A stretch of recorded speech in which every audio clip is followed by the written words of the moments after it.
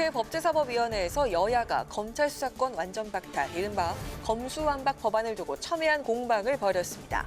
김호수 검찰총장은 국회를 찾아 교각사료의 잘못을 되풀이하지 말라며 검수완박 법안의 반대 입장을 밝혔습니다. 필리버스터 중단 카드를 준 정의당이 검수완박 법안 4월 국회 처리를 유보해달라고 촉구했습니다. 민주당은 유감스럽지만 정의당 설득에 나서겠다고 밝혔고 국민의힘은 정의당답게 독자 노선을 고수해달라고 당부했습니다. 윤석열 정부의 18개 부처 장관 인선이 모두 마무리됐습니다. 하지만 안철수 인수위원장이 공식 일정을 취소하는 등 윤석열, 안철수 공동정부 구성에 파열음이 나고 있습니다. 윤 당선인은 문제가 없다는 입장입니다. 대기자의 시선으로 분석해보는 정가동향, 모교 정치클럽, 기자, 대기자. 오늘은 윤석열 정부 초대 내각 인선 발표로 강대강 대치가 예고된 인사청문 전국과 민주당의 검수완박 추진을 놓고 전면전에 나선 정치권 동향을 짚어봅니다.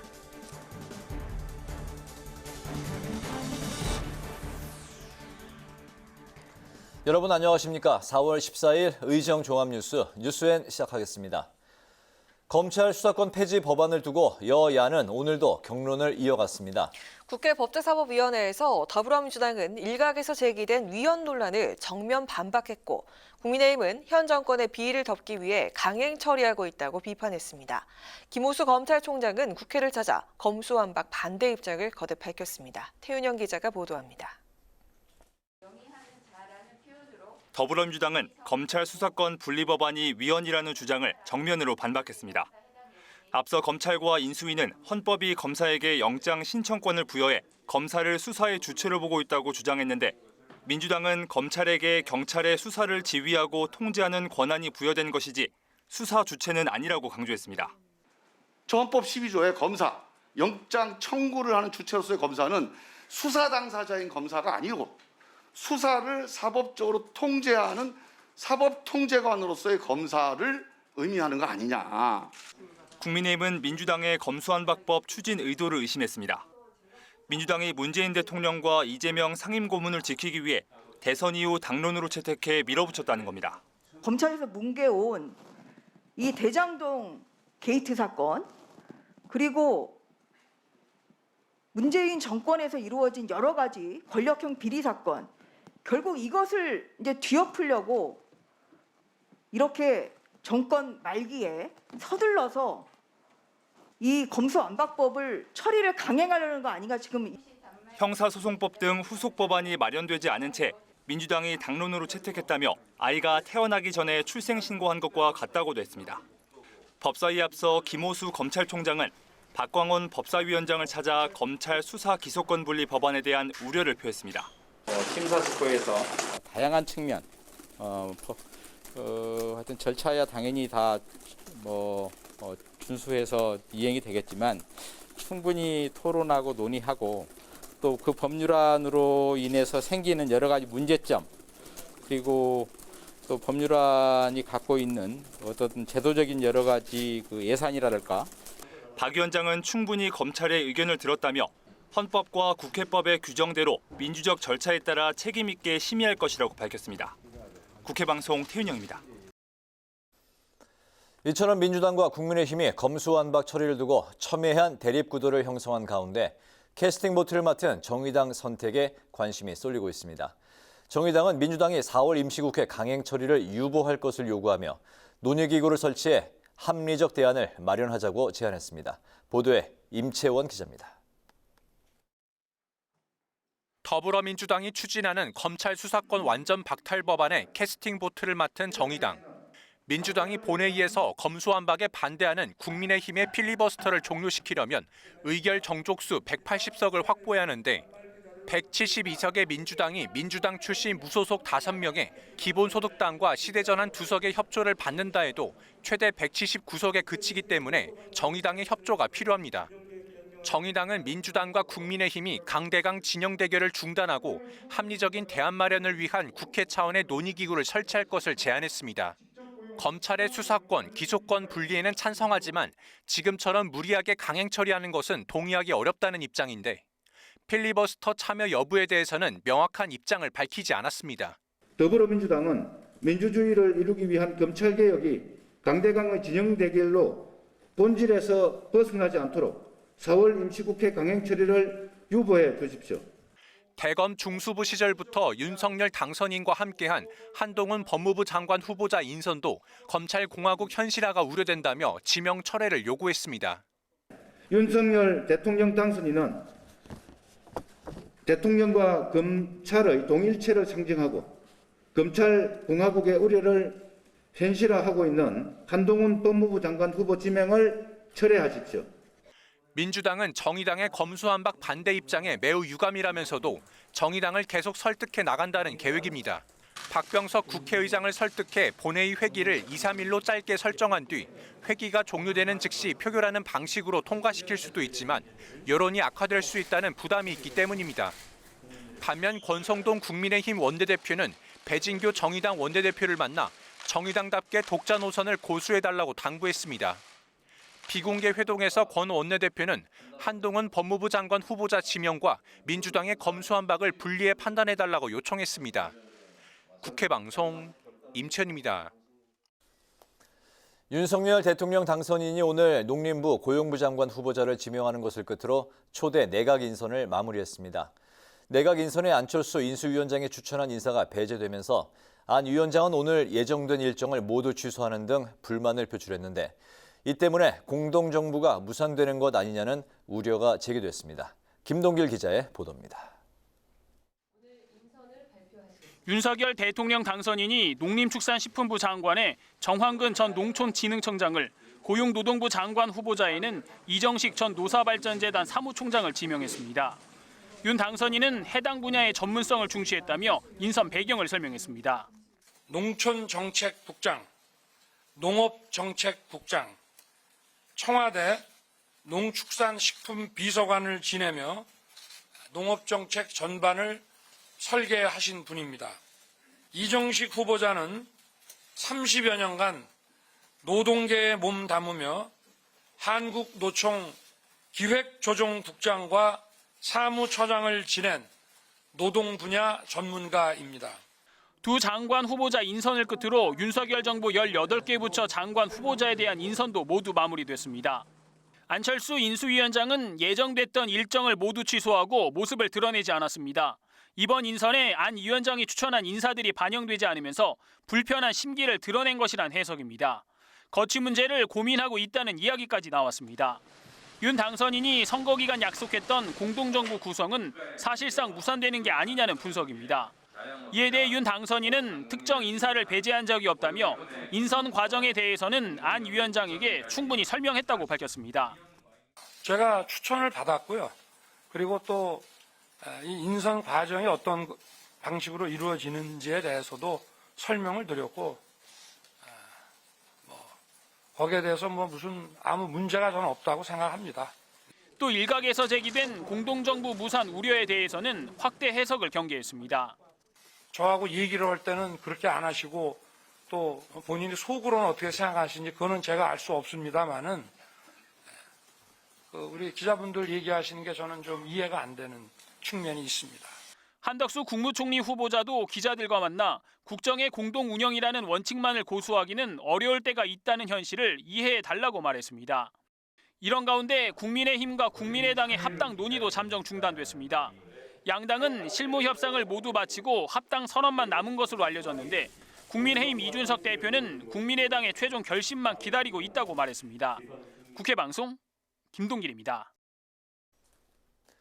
여야가 6일 지방선거에서 기초의원 선거구 11곳은 3명에서 5명까지 뽑을 수 있는 중대 선거구제를 시범 실시하기로 합의했습니다.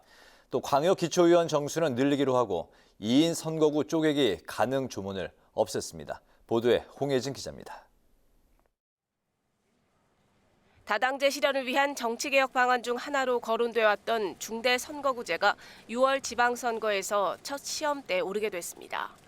여야는 6일 지방선거 기초의원 선거구 11곳에 대해 3명에서 5명까지 선출할 수 있는 중대 선거구제를 시범 실시하기로 합의한 겁니다.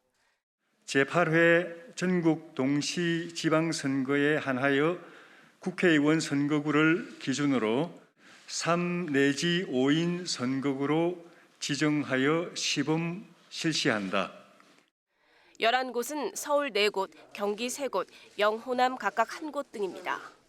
여야는 또 광역의원은 38명, 기초의원은 48명 늘리기로 했습니다.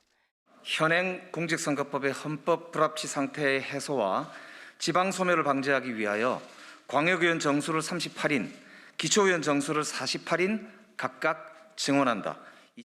결국 민주당이 주장했던 중대선거구제 도입을 국민의힘이 받고 국민의힘이 요구했던 정수 조정을 민주당이 수용한 겁니다. 이와 함께 여야는 공직선거법상 4인 선거구를 더 작은 단위로 나눌 수 있도록 한 조문을 삭제하기로 했습니다. 이에 따라 그동안 비판을 받아온 양당 나눠먹기식 2인 선거구 쪼개기는 불가능해질 것으로 보입니다. 중대선거구제 도입은 정의당 등 소수 정당이 다당제 실현을 위해 주장해왔지만 국회 논의 과정은 지지부진했습니다.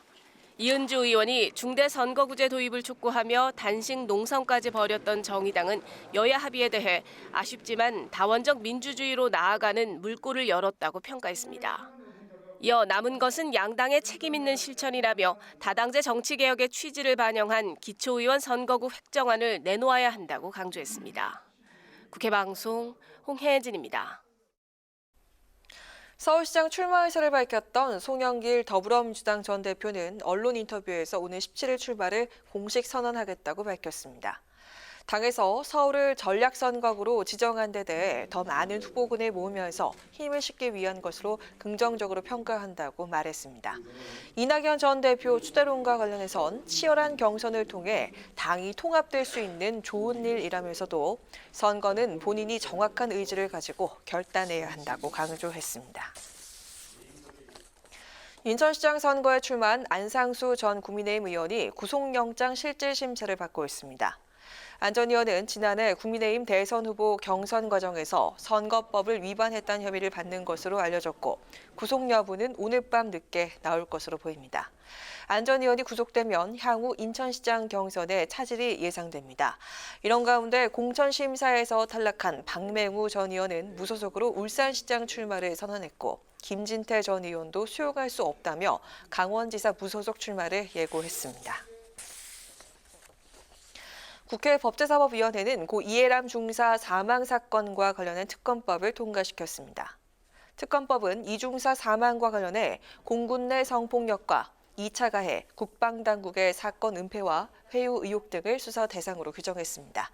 여야 이견이 있었던 특검 후보자 추천은 법원행정처와 대한변호사협회가 각각 2명씩 추천하면 교섭단체 합의로 2명을 추려내고 대통령이 그중 1명을 임명하도록 했습니다. 특검법은 내일 본회의에서 최종 처리될 예정입니다. 국회 방송이 내일 열리는 국회 본회의부터 시각장애인을 위한 실시간 화면 해설 방송을 실시합니다. 국회 방송은 그동안 본회의 등 주요 회의를 중계할 때 청각장애인을 위한 자막 방송과 수어 방송을 실시해왔지만 화면 해설 방송은 생중계로 진행되는 회의에는 적용이 어려워 일부 프로그램에 제공해 왔습니다. 국회 방송은 4월 국회 본회의를 시작으로 복지회 등으로 화면 해설 방송 서비스를 확대해 시각장애인들의 시청 접근성을 제고해 나갈 계획입니다.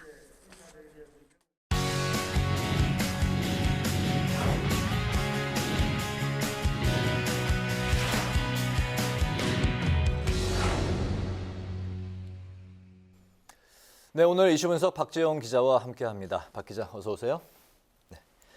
안철수 인수위원장이 앞선 그 리포트에서 봤듯이 오늘 공식 일정을 모두 취소했는데 이 때문에 이제 향후 거취에 대한 고심에 들어간 것 아니냐 이런 관측이 나오고 있네요. 네, 그렇습니다. 이제 안철수 인수위원장 이제 내각 인선에 불편한 심기를 드러낸 것 아니냐는 해석이 나오고 있습니다. 네. 안 위원장의 측근이죠. 이태규 국민의당 의원이 지난 11일 그 기획조정분과 인수위원직을 사퇴하면서 윤석열 대통령 단선인과 안 위원장의 그 갈등설이 불거졌는데요. 안 위원장 어제는 이 윤 당선인을 비롯한 인수위 관계자들과 하기로 했던 도시락 만찬에도 참석하지 않았습니다. 지금까지 발표된 내각 인선을 보면 안 위원장이 추천한 인사, 이른바 이 안철수계는 한 명도 포함이 되지 않았습니다. 안 위원장은 이태규 의원과 그 유흥환 전 SK텔레콤 부사장 등을 추천했지만 받아들여지지 않은 것으로 전해졌는데요. 안 위원장 그 첫 내각 발표 다음 날인 11일 11일에 이 내각 인선 관련 기자들의 질문에 자신이 전문성 있는 분야와 관련해선 윤 당선인에게 조언을 드리고 싶었는데 그런 과정은 없었다며 인선 과정에 불만을 표시했습니다. 어제 2차 인선 발표는 아예 입을 닫았죠. 오늘 안 위원장의 측근인 신용현 인수위 대변인도 라디오에 출연해 윤 당선인과 안 위원장 간 인사 협의는 없었다고 밝혔는데요. 이 공동정부를 향해 순항하던 이 윤 당선인과 안 위원장 사이에 이상 기류가 표출되고 있는 모습입니다. 네, 내각 구성이 안철수 인수위원장 의중이 전혀 반영되지 않았다는 건데 그렇다면은 인수위원장직 사퇴 가능성도 있는 건가요? 일단 이제 안 위원장 오늘 인수 일정을 참석하지 않고 이 자택이 아닌 다른 곳에서 머물면서 고심을 이어가고 있는 것으로 보이는데요. 네. 이 거치에 대해 어떤 결정을 내릴지 이 관심이 쏠리고 있습니다. 윤 당선인과 안 위원장이 대선 후보 단일화 때 이 공동정부를 구성하기로 합의했었는데요. 이 공동정부 달성의 이 전제 조건 인사 아니겠습니까? 네. 그런데 이 안 위원장이 추천한 인사가 제외됐기 때문에 이 안 위원장이 공동정부 합의가 파기됐다고 판단이 들면 인수위원장직을 사퇴할 수도 있다는 관측이 나옵니다. 만약 이 안 위원장이 사퇴를 할 경우 이 국민의힘과 국민의당 합당에도 영향을 줄 수 있다는 우려까지도 나오는 상황인데요. 이 반면에 이 새 정부 출범이 한 달도 남지 않은 상황에서 이 안 위원장이 중도 하차라는 무책임한 선택은 하지 않을 것이란 전망도 있어서 이 안 위원장의 선택은 끝까지 지켜봐야 할 것 같습니다. 네, 오늘로 이제 3차 인선 발표까지 나면서 모두 그 초대 내각 인선이 이제 모두 그 마무리가 됐는데 서육남 그러니까 서울대 60대 남성 뭐 이렇게 이제 표현이 되기도 하는데 18개 부처 중에서 눈에 띄는 인사는 누가 있습니까? 이제 장관 후보자들의 검증을 위한 인사청문회가 곧 시작이 될 텐데요. 네. 벌써부터 한동훈 그 법무부 장관 후보자를 놓고 여야가 이 전면전을 예고하고 있습니다. 네. 이 한동훈 후보자, 이 검찰 내 손꼽히는 이 특수통 검사이자 이 윤 당선인의 검찰 최측근인데요. 이 윤 당선인과 국정농단 특검에서 손발을 맞췄고 이 윤 당선인이 검찰총장 재직 당시엔 이 검찰 특별수사를 총괄하는 대검 반부패 강력 부장으로 윤 당선인을 보좌했습니다. 윤 당선인이 조국 수사와 이 추미애 전 법무부 장관과 충돌로 입지가 좁아지면서 한 후보자도 좌천 행보를 거듭했는데요. 더불어민주당은 한 후보자 지명에 대해 국정농단의 전조로 규정하고 1순위로 낙마시키겠다며 화력을 집중하는 모습입니다. 이 박홍근 원내대표 오늘 정책조정회의에서 한 후보자가 법무부 장관이 되면 윤석열의 우병우가 돼서 이 야당의 정치 보복을 자행할 게 뻔하다며 지명 처리를 촉구했는데요. 직접 들어보시죠. 네. 윤석열 정부의 실질적 이인자 문고리 소통령에 의한 국정농단의 위험한 전조입니다. 암덩어리가 되기 전에 깨끗이 도려내야 합니다. 반면 이 국민의힘은 실력 위주의 인사라며 한동훈 후보자를 적극 옹호했습니다. 이준석 대표 오늘 최고위원회 회의에서 한 후보자가 법무부 장관의 수사지휘권 폐지 등 이 문재인 정부의 악습과 폐단을 드러낼 것으로 기대했는데요. 직접 들어보시죠. 그들이 과거에 법무부를 장악하고 굉장히 잘못된 방식으로 검찰에 압력을 가하고 했던 것, 그들의 과거에 대한 두려움이다. 이렇게 생각합니다. 네, 박 기자. 윤석열 대통령 당선인이 한동훈 후보자를 지명한 배경에 대해서는 또 지금 어떤 해석들이 나오고 있습니까? 이제 한 후보자 인선에 대해서 이제 파격적이다 이런 평가가 나오고 있습니다. 네. 이 법무부 장관으로는 이제 민주당과도 이 원만한 관계를 유지할 수 있는 이런 중량감 있는 인사를 발탁할 것이란 이 예상을 깼기 때문인데요. 윤 당선인 이 실력 위주의 인선을 강조했는데요.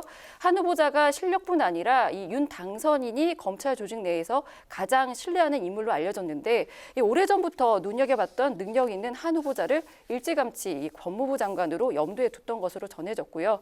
또 한편으로 한 후보자를 이 검찰 수사 일선에서 빼내 이 불필요한 보복 수사 프레임에서 벗어나 공정과 상식을 보여주는 의미로 한 후보자를 택했다는 분석도 나오고 있습니다. 다만 민주당의 검찰 수사권 폐지, 검수완박 입법 추진을 저지하기 위한 인선이 아니냐 이런 일각의 해석도 있었는데요. 윤 당선인 측은 전혀 사실이 아니라고 밝혔습니다. 밝혔습니다. 네. 어쨌든 인사청문 전국을 앞두고 이제 전운이 고조되고 있는 그런 분위기인데 더불어민주당은 또 어떤 후보들을 그 문제가 있다고 생각하고 있습니까? 이제 내각 인선이 발표가 됐는데 더불어민주당은 이제 내각 인선을 두고 깜깜이 측근 정신 인사로 얼룩졌다면서 인사 실패작으로 규정을 했습니다. 네. 그렇다 보니까 이 장관 후보자들의 송곡 검증을 넘어서 이 낙마 공세로 방향을 선회하는 모습인데요. 한덕수 국무총리 후보자의 경우 이 로펌 고액 보수를 둘러싼 정관 예우, 이해충돌 의혹이 있고요. 또 윤 당선인의 40년 지기로 알려진 이 정우영 보건복지부 장관 후보자는 이 과거 칼럼에 쓴 여성 비하 표현 그리고 아들, 딸 의대 편입과 관련해 아빠 찬스 의혹이 논란이 되고 있습니다. 민주당이 특히 이제 한동훈 법무부 장관 후보자를 비롯해서 한덕수 총리 후보자 그리고 정호영 복지부 장관 후보자 등을 이 낙마 대상자로 정조준하고 있는 분위기인데요. 이 국민의힘은 이 새 정부 초기 국정 안정을 위해서 민주당 흡직 내기식 이 검증 공세를 적극 방어하겠다는 방침이어서 이 여야의 치열한 공방이 예상이 되고 있습니다. 네. 오늘 이슈 분석은 새 정부 초기 내각 인선과 관련한 전국 상황을 중심으로 분석해봤습니다. 박정 기자 수고했습니다.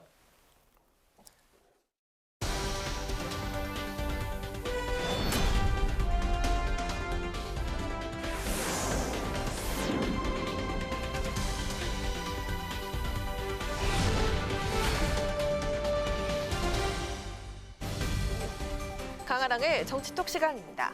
4월 14일 사람들의 시선을 끈 정치 뉴스 만나보시죠. 오늘의 첫 번째 정치톡, 영어 유창의 의미입니다.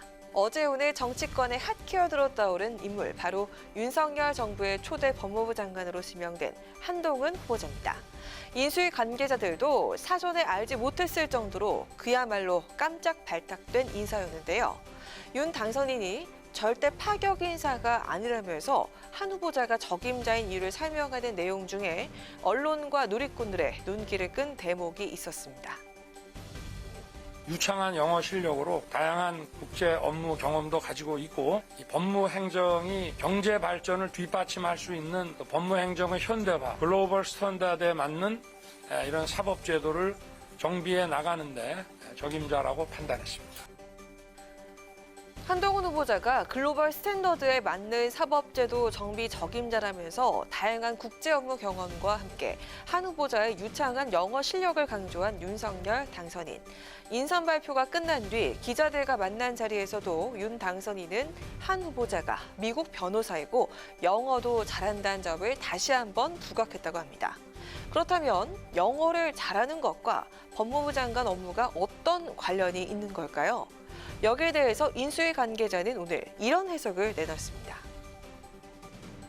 검사들이 영어를 쓸 일이 거의 없지 않습니까? 예. 그런데 이제 그 와중에도 본인의 자기 개발까지도 열심히 해서 영어까지도 이제 잘한다, 뭐 이렇게 말씀을 하신 걸로 생각하시면 될 것 같습니다. 한동훈 후보자가 자기 개발까지도 열심히 한다는 뜻이다. 인수위원인 국민의힘 유상범 의원은 윤 당선인이 언급한 한 후보자의 유창한 영어 실력 표현에 담긴 의미를 이렇게 설명했습니다. 법무부 장관과 자기 개발, 이것도 어떤 연관성이 있는지 언뜻 이해가 가지 않습니다. 그러자 이번엔 배현진 당선인 대변인이 부연 설명에 나섰습니다.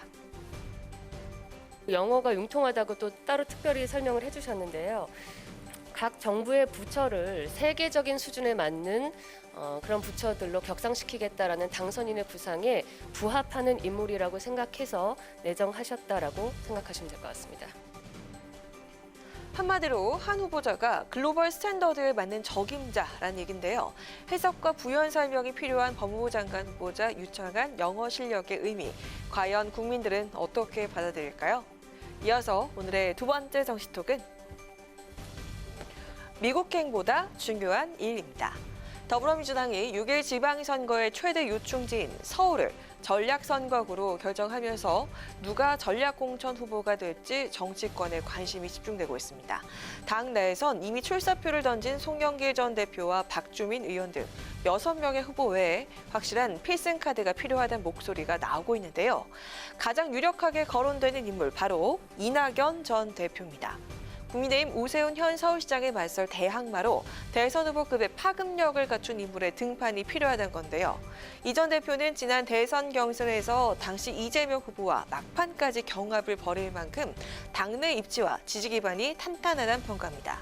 하지만 지난 대선 패배 이후 공식 일정을 자제하고 있고 6월 지방선거 이후 미국행을 선언한 상태죠. 이에 여권 원로인 유인태 전 국회 사무총장이 오늘 직접 이 전 대표 등판 필요성과 가능성에 힘을 실어서 눈길을 끌었습니다. 그 서울 지역 가령 의원들이나 또는 여러 정파를 초월해서 이렇게 추대를 한다고 그러면은 또 조금 상황은 달라질 수도 있겠죠. 미국 가는 비행기표 끊어놓으셨다고 그러던데. 그야 그날까지 안 가면 큰일 나나요? 세상이 어떻게 되나? 이거보다 더 중요한 일이 어디 있다고? 해야 된다. 할 의무가 있다고 봐요. 이낙연 전 대표가 서울시장 출마 의사를 밝히지 않았지만 추대한다면 상황이 달라질 것이다. 이렇게 전망한 유 전 총장.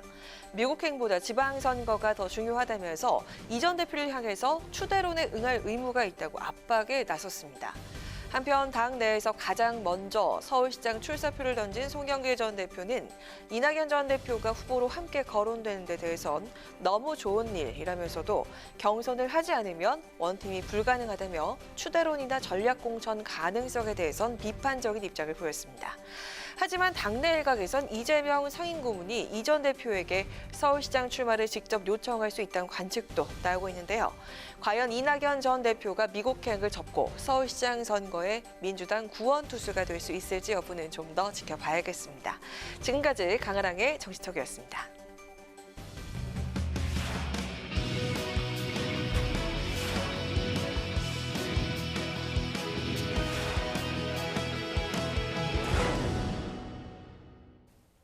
네, 정치권의 동향을 대기자의 시선으로 짚어보는 목요 정치클럽 기자 대기자 시간입니다. 오늘도 최병묵 전 TV조선 해설위원, 박찬수 한겨레 신문 대기자 두 분과 함께하겠습니다. 두 분 어서 오십시오. 네, 반갑습니다. 네, 반갑습니다. 오늘 함께 이야기 나눠볼 주제는 박 기자께서 발제해 오셨죠? 예, 오늘 고용노동부 장관 등 2개 부처 장관 후보자 발표를 끝으로 윤석열 정부의 초기 내각, 첫 내각의 인선이 마무리됐습니다.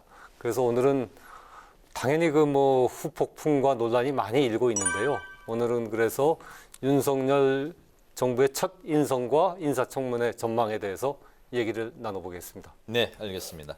말씀하신 대로 오늘 3차 이제 발표가 나면서 18개 부처 장관 인선이 이제 모두 마무리가 됐는데 문제는 이제 어제 이제 2차 인선 발표 후에 점점 그 파장이 더욱더 커지고 있는데 전체적으로 보면 경용남 경상도 60대 남성, 또 서육남 서울대 60대 남성 이런 키워드가 지금 등장하고 있는데 윤 당선인의 인사 철학, 인선 코드 두 분은 이번에 그 3차 발표까지 보시면서 어떤 생각, 어떤 평가를 하십니까? 그 박찬수 대기자. 예, 저는 전체적으로 감동 없고 참신성 없고 그리고 통합과 협치의 의지가 없는 내 갈 길을 가겠다라는 그런 내각 인선이다라고 이렇게 봅니다. 우선 가장 두드러지는 게 좀 올드보이들이 많이 다시 등장을 했다. 참신하지 않다는 건데요.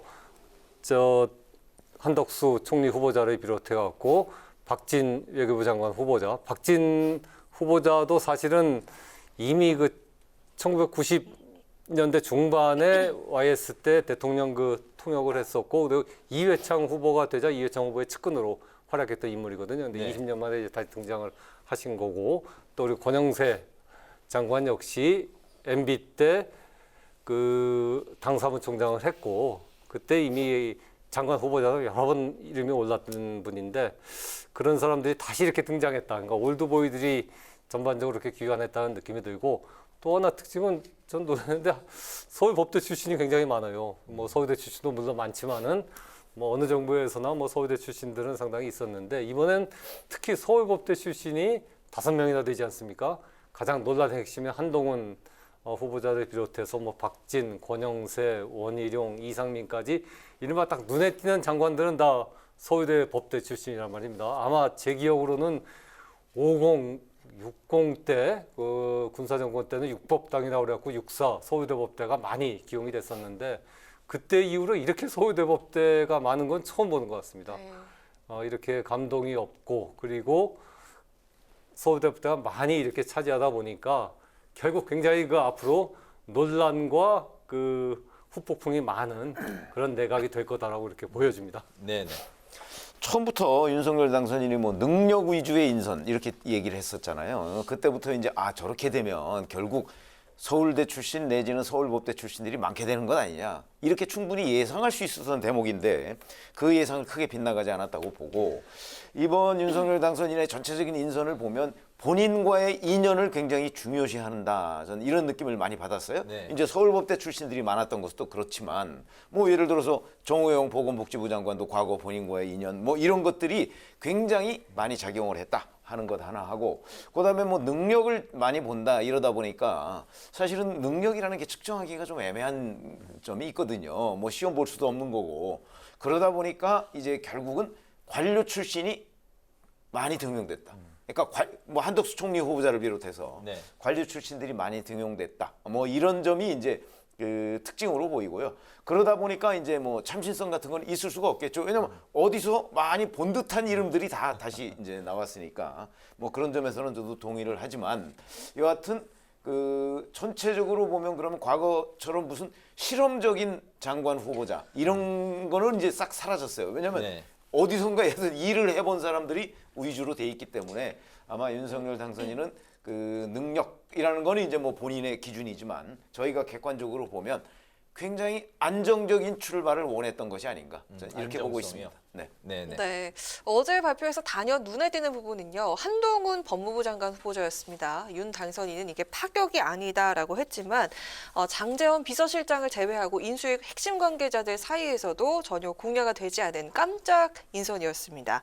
한동훈 법무부 장관 후보자 카드 이 두 분은 묘수라고 보시는지 아니면 무리수라고 보시는지 한번 들어보도록 하겠습니다. 저도 어저께 사실 보고서 깜짝 놀랐던 것이 저 오보 아닌가? 뭐 이렇게 생각을 했을 정도입니다. 왜냐하면 네. 누구든지 생각을 할 수 없었던 부분인데 그러면 다른 사람이 생각하지 못한 것을 윤석열 당선인이 얘기했다고 그래서 그게 묘수냐? 이거는요. 묘수인지 무리수인지는 저는 조금 더 두고 봐야 된다고 생각을 하거든요. 무슨 얘기냐면 자, 청문회 과정에서 과연 한동훈 법무부 장관 후보자가 어떤 모습을 보일 것인가? 지금까지는요. 뭐 유시민 전 노무현재단 이사장과도 뭐 여러 공방을 주고받았고 추미애 그 전 장관이 현직 법무부 장관일 때도 네. 본인이 검사장으로서 공방을 주고받을 정도로 상당히 뭐 기가 세다 지금 이렇게 얘기하는 입장이거든요. 그렇다 보면 아마 청문회에서도 그 지금 민주당 의원들의 공세에 결코 지지 않으려고 할 가능성이 있다고 보면 청문회 자체가 굉장히 치열한 공방전을 벌이게 될 거다. 그 과정에서 이 한동훈 장관 후보자가 네. 그걸 그걸 잘 견뎌내면 오히려 뭐 약간의 이제 이거 정무직 공무원 아닙니까 장관은 그렇기 때문에 약간 뭐 정치적으로 무슨 그 좀 힘을 얻을 가능성까지도 있고 그렇지 않으면 민주당의 그 파상 공세에 만약 제대로 대응을 못한다면 네. 심하게 보면 낙마 가능성까지도 있는 그렇게 되면 무리수가 되는 것이고 아까 전자로 보면 묘수가 되는 거죠. 네. 그래서 조금 더 그 지켜봐야 되겠다 이렇게 생각합니다. 네네. 네. 저는 뭐 무리수 수준을 뛰어넘어갖고 인사 참사가 아닌가 하는 생각이 드는데요. 근데 저는 낙마하지는 않을 거라고 봅니다. 왜냐하면 윤석열 당선인이 논란을 무릅쓰고 저 자리에 시켰을 때는 저건 반드시 시키겠다. 그러니까 어떤 물론 아주 진짜 이제까지 드러나지 않은 뭐 비리가 드러나거나 도덕적인 흠결이 드러나면 모르겠지만 근데 한동훈 지금 법무부 장관 후보자를 보면은 이제까지의 과정을 보면 그렇게 뭐 큰 비리가 있을까 하는 생각은 들거든요. 네. 어쨌든 그 점에서 보면은 뭐 전 그대로 강행한다. 아무리 논란이 있어도 강행하겠다는 그 윤석열 당선인의 의지가 반영돼 있다고 보고요. 근데 이게 왜 문제냐 하면은 일단 한동훈 검사장이 법무부 장관 자리에 앉음으로써 사람들은 야 검찰을 확실하게 장악하겠다는 의도구나라고 그렇게 생각하는 네. 거거든요. 지금 민주당이 검수완박 입법을 4월 중에 끝내겠다고 했거든요. 끝낼 겁니다 아마. 더 명분이 생겼으니까요. 끝내면은 그럼 검찰로부터 6대 중요범죄에 대한 수사권이 없어지는 거 아닙니까? 그게 일단 그 경찰로 가는데 그 경찰에 완전히 줄 수 없으니까 지금 민주당 법안 내용으로 보면 중대수사청을 만들게 돼 있거든요. 이 중대수사청이 과연 독립기관이 될지 어떻게 될지 모르겠지만 민주당이 검토했던 안 중에 하나는 법무부 안에 이렇게 중대수사청을 두는 방안이 검토가 됐단 말입니다. 왜냐하면 지금 공수처라는 기관이 있는데 공수처가 독립기관이 있거든요. 근데 중대수사청마저 또 독립기관을 뒀을 때 야 이거 수사가 독립기관들이 너무 좀 난무하는 거 아니냐라는 그런 우려가 있기 때문에 중대수사청을 법무부 안에 두고 거기에 검찰이 갖고 있던 중요 수사 기능을 옮겨놓자고 그랬었는데 네. 한동훈 법무부 장관이 되면은 이게 중대수사청을 딱 법무부 장관이 지휘를 한단 말입니다. 과연 그렇게 됐을 때 윤석열 당선인이 이렇게 주장했던 검찰의 정치적 독립 그리고 권력, 살아있는 권력을 수사하는 검찰, 과연 그 한동훈 법무부 장관 밑에서 검찰과 그리고 법무부에 만약 생긴다면 중대수사청이 윤석열 정부의 비리와 문제점을 수사할까? 사람들이 이렇게 생각할까? 안 할 거라고 보는 거거든요. 바로 그것이 이제 가장 큰 문제점이죠. 이런 논란들이 두고두고 계속 나타날 거기 때문에 저는 굉장히 좀 무리한 건 넘어갔고 이해할 수 없는 인사다. 그리고 저는 만약 윤석열 당선인이 정치인이었다면 저런 인사를 했을까? 저는 안 했을 것 같거든요. 이건 워낙 논란과 내부에서도 아마 당장 이재호 전 의원도 비판했습니다만 내부에서 보수 내부에서도 우려와 논란이 많은 사안인데 이런 것들을 그냥 이렇게 밀고 나가는 데서 윤석열 당선인은 저 정치인이 아니구나. 그리고 정치를 너무 쉽게 본다라는 우려가 다시 한번 생겼습니다. 박찬수 대기자님이 저희 뉴스 N에 출연하시면서 가장 강한 톤으로 말씀을 하셨던 것 같습니다. 자, 이번에 안철수 인수위원장 이야기를 한번 해보겠는데요. 이번에 안철수계 인사가 전혀 없었다는 평가가 나오고 있습니다. 이 때문인지 안철수 위원장이 어제 윤 당선인과의 도시락 만찬 회동에도 불참을 했고 오늘 공식 일정을 모두 취소를 하고 지금 자택에서 거취에 들어간 것 아니냐 이런 또 관측이 나오고 있는 상황인데 안철수 인수위원장이 인수위원장직을 사퇴할 가능성 두 분은 어떻게 생각하십니까? 저는 지금 고민은 지금 사퇴하냐 아니면 인수위원장으로서의 역할은 끝내고 그만두냐 하는 두 가지 이제 고민이 있다고 보는데요. 그러니까 왜냐하면 어쨌든 인수위원장은 공직 아닙니까? 중요한 그 자리인데 자기가 이렇게 추천한 사람이 안 들어갔다 그래갖고 지금 인수위원장을 그만두면 굉장히 무책임한 거죠. 그러니까 사실 그건 명분도 없고요. 그러니까 아마 제 생각으로는 인수위원장을 곧바로 사퇴하기보다는 인수위는 일단 끝내고서 결별의 수순을 밟지 않을까 하는 생각이 들고요. 왜냐하면 사실은 결별 안 할 수 없는 게 이런 상태에서는 이미 윤석열 당선인이 안철수 위원장은 내가 지지하지 않는다, 같이 가지 않는다는 메시지를 분명히 줬기 때문에 이런 상태에서는 국민의힘하고 합당을 하거나 들어가봤자 아무런 영향력과 힘이 없는 거거든요. 국민의힘에서 고사되는 거죠. 그걸 빤히 알기 때문에 이제 국민의힘과의 합당이라든가 그 안에 들어와서 5년 뒤는 도모한다는 건 의미가 없어진 겁니다. 그러니까 결렬밖에 사실상 남은 게 없고 결렬을 한다면은 사실은 지방선거를 앞두고 오히려 결렬을 하는 게 정치적으로는 윤석열 정부에 조금이라도 타격을 줄 수 있기 때문에 그런 선택을 할 가능성이 좀 높지 않을까. 개인적으로 그렇게 예상합니다. 윤 당선인이 기자 질문에 안 위원장과의 사이 소통에는 아무런 문제가 없다라고 이제 직접 입장을 밝혔는데 등을 돌린 거로 결별 선언을 한 걸로 판단을 하시는 거군요. 그러니까 안 당선인이 안철수 위원장이 추천한 인사를 아무도 넣지 않았다라는 거는 앞으로 정치를 하는 데서 5년 동안 정치를 하는 데서 안철수 당선인을 더 이상 도와줄 생각은 없다라는 뜻을 명확히 한 거라고 보거든요. 알겠습니다. 당에도 이미 그 메시지가 갔다고 봐야죠. 네네, 알겠습니다. 저는 조금 더 취재를 해볼 필요가 있다고 생각합니다. 어제 오전에 한 30분 정도 이제 윤 당선인하고 안철수 위원장이 만났다는 거 아니겠습니까? 거기서 지금 설명을 했다는 거죠.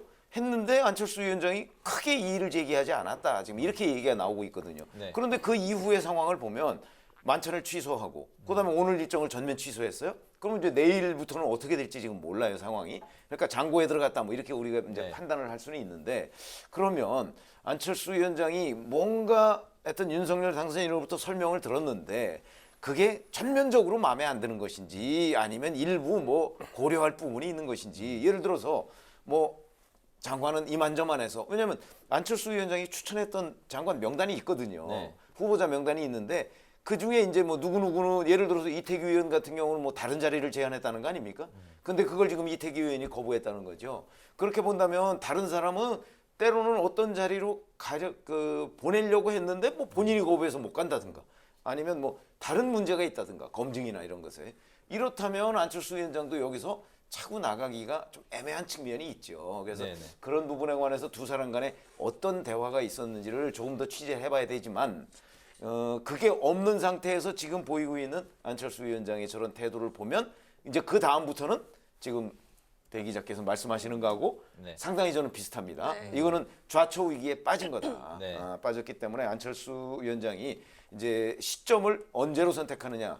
이제 그걸 놓고 보면 윤석열 당선인 쪽에서는 또 그걸 막으려고 노력을 하지 않겠습니까? 그러니까 아마 지금도 치열하게 양쪽이 뭐 이른바 이제 뭐 이런저런 아마 소통을 하고 있을 텐데 그 결론에 따라서 그 안철수 위원장이 어떤 식으로든 결단을 내릴 텐데 지금 현재는 위험도가 매우 높아졌다. 여기까지는 동의합니다. 네. 위험도가 이렇게 높아졌다. 그렇다면 이제 인수위가 끝나고 공동정부 구상이나 이제 합당이 어긋나게 된다면 윤석열 정부에도 상당히 좀 부담과 좀 타격이 있지 않을까? 뭐 두 분은 어떻게 생각하십니까? 저는 어쨌든 지방선거에는 만약 타격이 있겠죠. 그 전에 이제 결별한다면 결별이란 게 사실 이미 공동정부는 깨진 거고요. 내각에 한 명도 안 들어간 거 아닙니까? 공동정부가 아닌 거죠. 그러니까 윤석열 정부인 거죠. 공동정부는 이미 깨졌고 다만 이제 안철수 위원장이 합당을 하고 이제 당으로 들어가면 그래도 그 둘이 같이 가는 모양새는 유지가 되는 건데 뭐 이런 상황에서 혼자 당으로 가봤자 저건 아무 의미 없는 거고요. 합당도 안 될 거로 보고 지금 상황에서는. 그러면 사실은 이제 결별 시기만 남았지 이제 결별로 가는 건데 이거는 지방선거에는 어쨌든 플러스보다 마이너스가 되죠. 근데 얼마나 큰 타격이 될까? 저는 큰 타격은 그렇게 없을 거라고 봅니다. 왜냐하면 사실은 이미 지난 대선에서 20만 표 차로 간신히 윤석열 후보가 이겼을 때 안철수와의 단일화가 얼마나 큰 도움이 됐느냐에 대해서 의문이 들었던 거거든요. 많은 사람들이. 그리고 또 지금 안철수 인수위원장입니다마는 물론 이렇게 뭐 대통령 중심으로 갈 수밖에 없지만은 인수위가 거의 지금 그 존재감을 국민들에게 어필하지 못하고 있거든요. 그 얘기는 이미 힘이 다 그 윤석열 당선인과 그 주변 그룹으로 갔고 안철수 위원장이 설 수 있는 여지 또 국민들의 관심은 이미 많이 사라진 상태이기 때문에 여기서 그 결렬한다고 해봤자 큰 정치적 타격이 전 윤석열 정부에 갈 거라는 생각은 별로 안 하고 있습니다. 알겠습니다. 그 안철수 국민의당이 사실은 3석밖에 없잖아요. 원내의석이. 그래서 그런 것들을 보면 전 뭐 파괴력이 약할 것이다 이렇게 점치는 분들도 많이 있지만 저는 좀 생각이 다른 것이 사실은 안철수 국민의당 대표와 이 3석 이거하고는 이렇게 비례하지가 않고요. 그 묘한 상징성이 있어요. 안철수 국민의당 대표가 어떤 약간의 중도 성향을 대표하는 듯한 상징성이 있어요. 근데 그런 걸 우선 잃게 되잖아요. 의석은 3석밖에 없지만 이제 그 점에 있어서 윤석열 정부 초기부터 이제 좀 타격이 있다고 아까 선거 뭐 물론이고요. 그다음에 또 하나는 윤석열 당선인한테 사실 윤석열 정부 출범도 안 했습니다. 지금 안 한 상태에서 자 안철수 윤석열 그 뭐 공동정부 구성한다고 한 게 지금 오늘이 42일째예요. 그럼 한 달 남짓 됐는데 그때 뭐 국민 앞에 우리 공동정부 구성합니다라고 얘기했던 약속을 한 달 정도 조금 지나서 깼다. 이 점은 윤석열 당선인한테 윤석열 당선인도 뭐 그냥 한 달도 안 돼가지고 바로 본인이 했던 약속을 깨버리는 사람이다 하는 이 신뢰 이런 점에서도 또 굉장한 저는 일종의 마이너스라고 보거든요. 그렇게 본다면 윤석열 당선인은 아마 정치를 조금 알고 주변 참모들의 얘기를 듣는다면 사실은 여기서 안철수 대표와의 결별을 선택하면 본인한테 굉장한 그 부담이 된다. 이걸 알아야 하는데 어떤 선택을 할지는 좀 두고 봐야 되겠습니다. 이렇게 보시는군요. 알겠습니다. 근데 제가 한마디 조금 이제 덧붙이자면은 만약 그 윤석열 당선인이 그런 고려를 했다면은 사실 한 명이라도 입각을 시켰겠죠 이미. 그걸 안 시켰다라는 거는. 근데 이제 입각을 안 시켰어도 이 사람을 왜 입각을 안 시키는지에 관해서 안철수 위원장이 알아들을 정도로 설명을 하면 되는 거거든요. 그런 사실이 많이 있을 수 있으니까. 그러니까 이제 그건 조금 더 취재를 해보자는 거죠. 알겠습니다. 또 민주당이 후보자 검증을 벼르고 나서면서 앞으로 인사청문회도 강대강 대치 아주 험난한 과정이 예상이 되고 있는데요. 문재인 정부에선 청문 보고서 채택이 안 됐는데도 대통령이 임명을 강행했던 사례가 많았습니다. 윤석열 정부에선 어떨지 한번 들어볼까요? 낙마자가 나올 수 있다고 보십니까? 전 나올 수 있다고 봅니다. 우선 한덕수 총리 후보자의 경우에도 뭐 거기는 뭐 청문 보고서 채택하고 무관하게 국회에서 표결을 해야 되지 않습니까? 그런데 지금 이제 김현장에서 받은 그 뭐 18억, 19억 정도 되는 그런 보수의 실체가 뭐냐 과연 뭐 그런 부분에 관해서 굉장한 논란이 물론 본인은 청문회에서 해명하겠다고 했지만 굉장한 논란이 계속될 거고요. 그 외에 뭐 부동산 문제도 있고요. 그다음에 이제 정호영 지금 보건복지부 장관 후보자의 경우에도 이제 아들 딸 문제가 있지 않습니까? 그게 아빠 찬스 아니냐 뭐 이런 논란이 있는데 그거는 물론 조국 전 장관 그 딸 아들 문제하고는 저는 차원은 좀 다르다고 봅니다. 거기는 이제 그 뭐 인턴 증명서나 이런 거를 위조한 그런 의혹이고 여기는 뭐 현재까지 위조 여부는 드러난 게 없는데 적어도 인턴 활동을 봉사 활동을 하기는 한 것으로 보입니다. 그래서 차이는 좀 있지만 어쨌든 아빠 찬스 의혹이라는 데 대해서는 벗어나기가 좀 쉽지 않다 하는 차원에서 본다면 낙마자가 나올 가능성 충분히 있고요. 이번에도 문재인 정부와 마찬가지로 아마 청문 보고서 채택을 민주당이 안 해주는 경우가 상당히 있을 것이다 이렇게 생각합니다. 네네.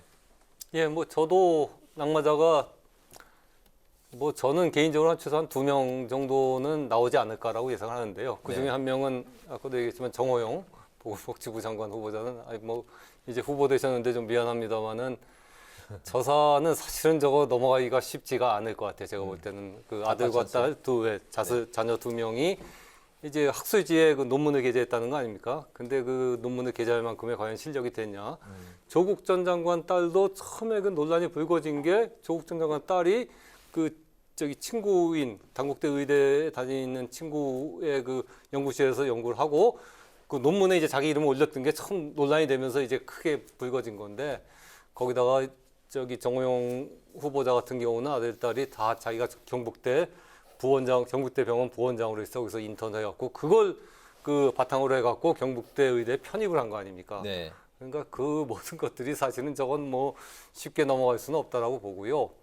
이제 한 명 정도 이제 더 나올 수도 있죠. 그건 이제 앞으로 봐야 될 텐데 문재인 정부 초기 보면은 그때 낙마자가 2명 있었습니다. 한 명이 안경환 법무부 장관이고요. 또 한 명이 조대엽 노동부 장관 후보자였는데 사실은 안경환 장관은 문재인 정부에 지키려고 그랬거든요. 워낙 그 진보적으로 이렇게 법학계에서 명성도 있고 그랬기 때문에 지키려고 그랬는데 그 젊었을 때 이제 혼인신고를 여성의 동의 없이 자기가 혼인신고를 했다가 그 여성이 이제 어필하니까 나중에 무효가 된 건 굉장히 그 치명적인 저거죠. 그래갖고 이제 낙마가 했던 거기 때문에 이건 지킬 수가 없었던 거고 그 조대엽 장관 같은 경우는 사실은 그 여러 가지 논란이 있었으면 그때 강경화 장관이라든가 또 국방부 장관이라든가 다른 사람들이 논란이 되니까 그거를 이제 넘어서기 위해서 약간은 그 버리는 수 비슷하게 이제 조대엽 장관을 낙마시켰던 거거든요.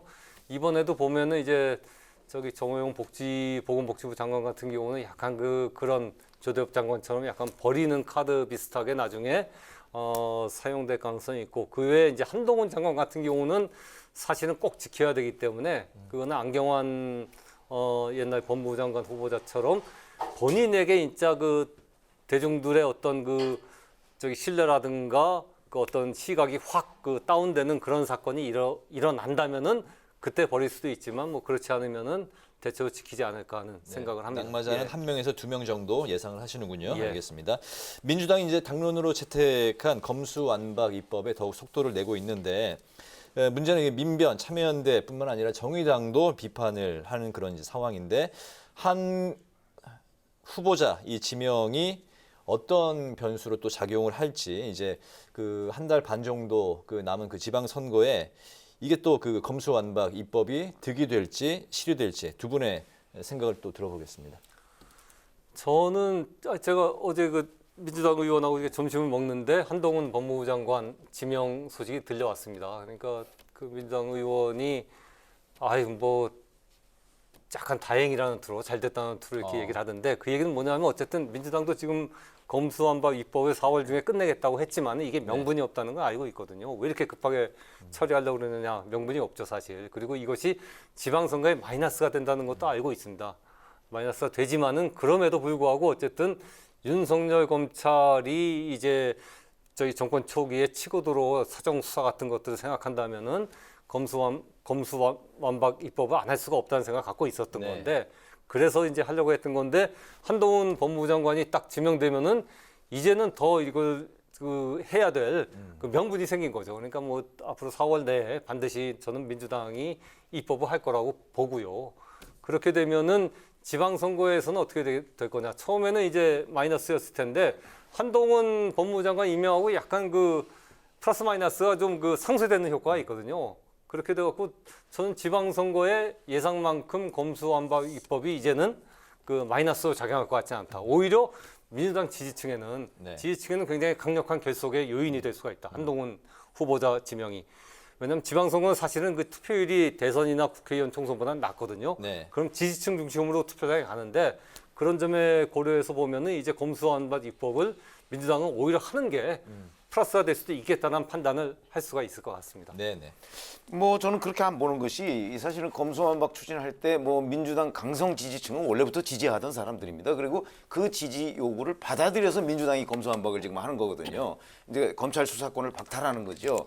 그렇기 때문에 어차피 그 사람들은 가는데 자 그러면 강성 지지만 가지고서 지방선거를 치를 수 있는 건 아니잖아요. 그런 점에서 본다면 검수완박 추진이 아무리 한동훈 법무장관 후보자에 대한 뭐 여러 가지 무리한 측면이 나온다고 할지라도 기본적으로 문재인 대통령의 퇴임 후 그다음에 이재명 상임고문의 여러 가지의 그 뭐 관련 의혹 이걸 막으려고 검찰 수사를 못하게 하는 것 아니냐 하는 이런 그 대국민 설득, 국민의힘은 그렇게 설득하고 있잖아요. 그런 부분에 저는 다수 국민들이 아마 호응하지 않을까 이런 생각이 듭니다. 그렇게 본다면 결국은 이거는 민주당한테 마이너스가 될 것이다. 그리고 앞으로 한 달 반 정도 시간이 남았지 않습니까? 그동안에 지금 이재명 상임고문과 관련한 여러 가지 경찰, 검찰의 수사도 좀 있습니다. 그런 것들도 지금 드러날 가능성이 있거든요. 네, 아직까지 그 청와대는 침묵 기조를 이어가고 있는데요. 김우수 검찰총장과 국민의힘이 문 대통령의 그 입법 거부권 행사를 압박하고 있는 상황입니다.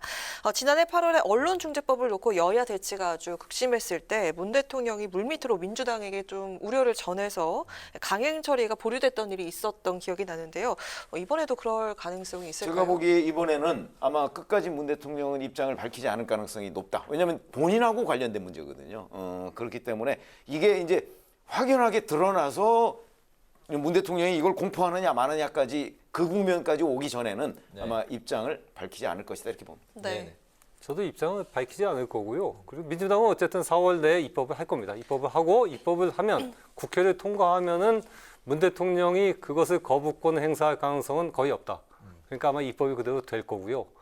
왜냐하면 그렇게 되는 게 민주당으로서는 지금은 한동훈 법무부 장관 그 지명에 대해서 하나의 대응할 수 있는 하나의 카드라고 자기 지지층을 이렇게 설득할 수 있는 카드라고 보기 때문이고 또 하나는 이제는 검찰, 김호수 검찰총장의 반발이라든가 검찰의 반발도 상당히 명분이 약해졌습니다. 민주당의 그 검수완박 입법에 대해서는 야 이거 하면 그 정권 수사, 검찰의 정권 수사를 못하게 하려는 거 아니냐라고 그렇게 비판을 했는데 한동훈 법무부 장관이 딱 간단 말입니다. 그럼 저거는 명백하게 윤석열 대통령이 법무부와 검찰을 장악하겠다는 건데 그럼 당연히 검찰도 거기에 대해서도 문제 제기해야 되는데 거기 아무 얘기 못 하거든요. 그러면 이제 검찰이 민주당에 대해서만 문제를 제기하는 것에 정당성과 명분이 굉장히 약해지는 거죠.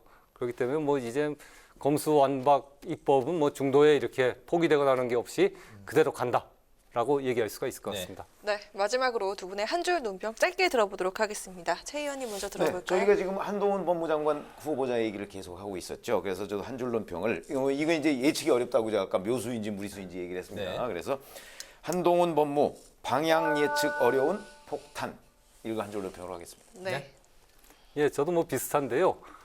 그러니까 민주당의 4월 내 검수완박 입법 완료. 저는 이게 악수라고 봤거든요. 이건 어쨌든 여론에도 안 좋고 지방선거에도 안 좋을 것이다라고 봤었는데 그거를 한동훈 법무부 장관 지명으로 덮은 거랍니다. 악수로 덮은 겁니다. 그래서 저는 오늘 그 한 줄 논평을 한동훈 법무부 장관 칼이 아니라 부메랑이다. 로 하겠습니다. 네, 알겠습니다. 오늘 목요 정치클럽 기자 대기자 시간에서는 강대강 대치가 예고된 인사청문 청구 그리고 검수완박 추진을 둘러싼 정치권의 동향을 중심으로 살펴봤습니다. 지금까지 최병묵 전 TV조선 해설위원, 박찬수 한겨레신문 대기자 두 분과 함께했습니다. 오늘도 말씀 잘 들었습니다. 네, 고맙습니다. 고맙습니다. 그리고 서늘한 날씨가 계속되고 있는데요. 내일은 전국이 다시 맑아지겠고 기온도 차츰 오를 것으로 보입니다. 한낮에 대부분 20도 안팎까지 오르겠지만 일교차가 크게 벌어지겠으니까요. 옷차림에 신경 쓰시기 바랍니다. 네, 오늘 뉴스에는 여기서 마치겠습니다. 시청해주신 여러분 고맙습니다.